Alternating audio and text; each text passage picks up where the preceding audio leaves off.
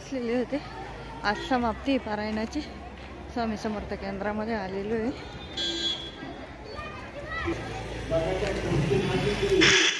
Hello नमस्कार, स्वागत आहे तुमचं माझ्या मीना ब्लॉग या मराठी यूट्यूब चॅनलमध्ये। तर सुमित घरी होता आणि मी आहे ना रविवारच्या दिवशी माझ्या मैत्रिणीच्या इथं पुऱ्या करायला गेलेली होती मी, आणि यांना पण सुट्टी होती, हे घरी होते, मी पुऱ्या करायला गेलेली होती ना। तर मग तिकडनं आल्याच्या नंतर 4 वाजता आली मी तिकडनं, आणि मग घरी आल्यानंतर चहा पाणी वगैरे केला, आणि मग आम्ही स्वामी समर्थ केंद्रात गेलेलो होतो दोघंजणं आरतीला।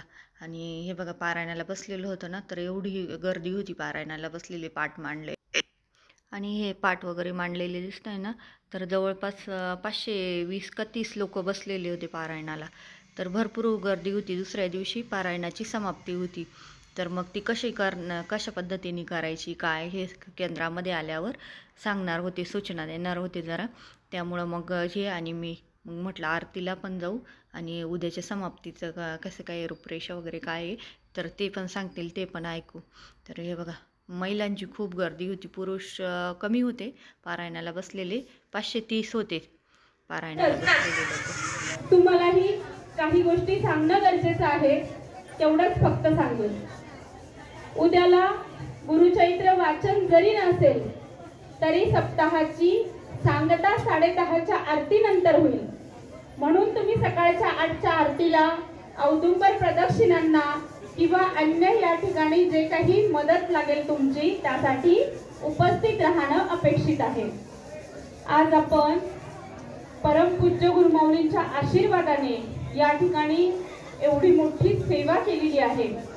जास्त वेळ नाही घेणार, फक्त एक अनुभव सांगेल।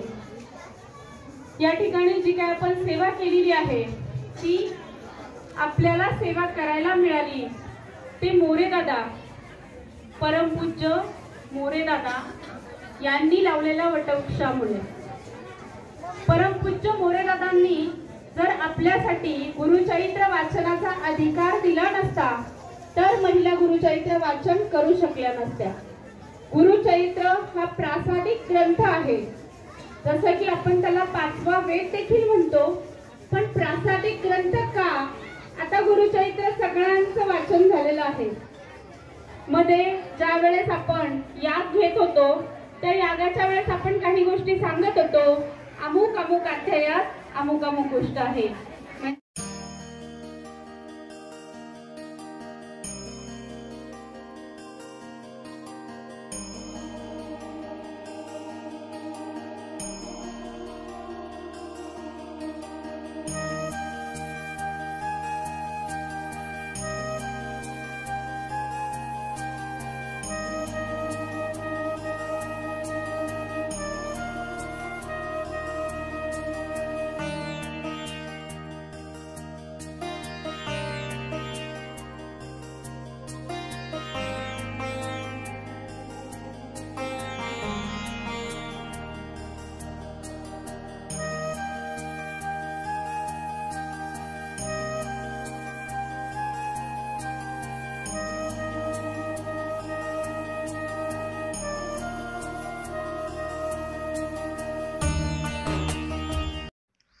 स्वामी समर्थ केंद्रामध्ये आल्याच्या नंतर मग आरती वगैरे झाली, आणि थोडीशी त्या ताईंनी सूचना वगैरे दिल्या दुसऱ्या दिवशीच्या, आणि दुसऱ्या दिवशी महाप्रसाद होता इथं।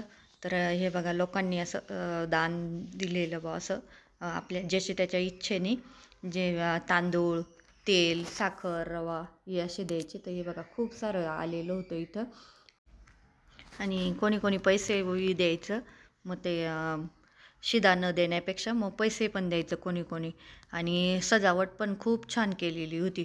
दुसऱ्या दिवशी महाप्रसादाचा कार्यक्रम पण होता, आणि हे बघा या औदुंबराच्या झाडाजवळ पण आहे ना फुलांनी मस्त सजावट केलेली होती, आणि मध्ये पण दत्ताच्या मूर्तीजवळ स्वामी समर्थांच्या फोटोच्या पुढे खूप छान सजावट केलेली होती। आणि मग आरती झाल्याच्या नंतर केळीचा आणि खडीसाखरेचा प्रसाद देत होते इथं, मग तो घेतला आम्ही, आणि थोडा वेळ थांबलो। मग ज्याला वेळ असेल ना मग त्यांनी इथं गहू तांदूळ वगैरे आहे ना साफसफाई चालू होती, तांदळाची निवडायचं काम चालू होतं।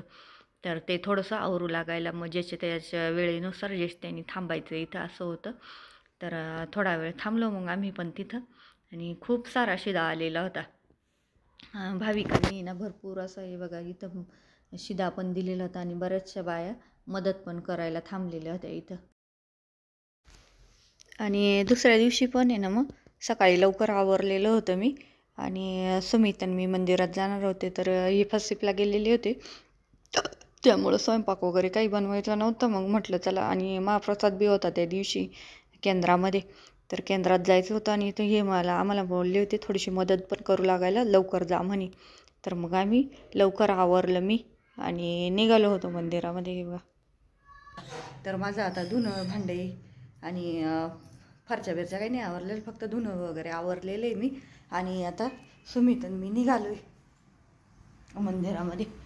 किचन वगैरे बी सगळं ते, मग तिथं मदत पण करू आणि महाप्रसाद घेऊ आणि मग ते पोथी वगैरे नंतर मग 10च्या नंतर ग्रंथ पण आणता येईल, तोपर्यंत उचलायचा नाही ग्रंथ म्हणे.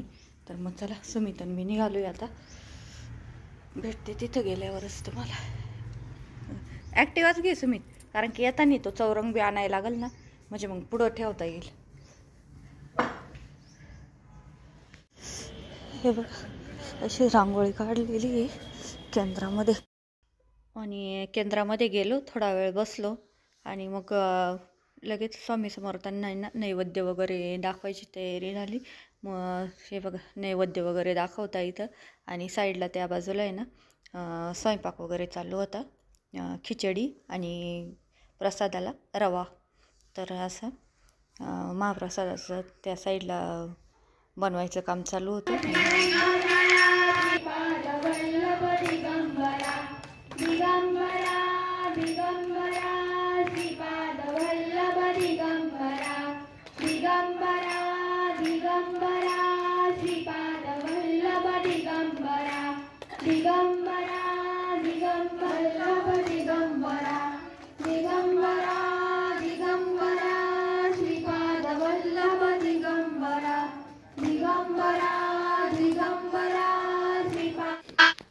आणि इथं ना प्रत्येकाच्या ग्रंथावर आहे ना एक एक नारळ ठेवलेलं होतं.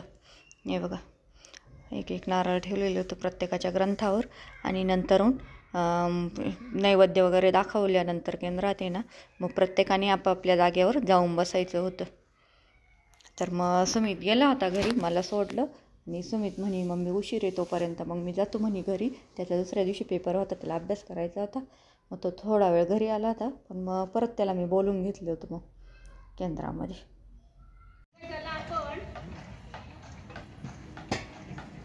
एक वैश्विक ऊर्जा मिळवतो. मग आता ही ऊर्जा आपल्यात कशी येते? आपल्याला हा अधिकार ज्यांनी प्राप्त करून दिला ते आपले गुरु, परमपूज्य गुरु माऊली आणि मोरे दादा यांच्या माध्यमातून जे काही आपल्याला आदेश मिळतात किंवा ते जे सेवा आपल्याकडून अपेक्षित असतात, करवून घेतात, त्या सर्व सेवा आपण या ठिकाणी करत असतो. आणि त्या सर्व विभागांचं सुद्धा मार्गदर्शन या ठिकाणी केलं जातं. परमपूज्य गुरु माऊलींच्या आशीर्वादाने आपण या ठिकाणी ज्या काही सेवा घेतो, त्या सेवांचं जी काही माहिती आहे ती माहिती आपल्याला कुठून उपलब्ध होते? गुरुकुल पीठातून उपलब्ध होते.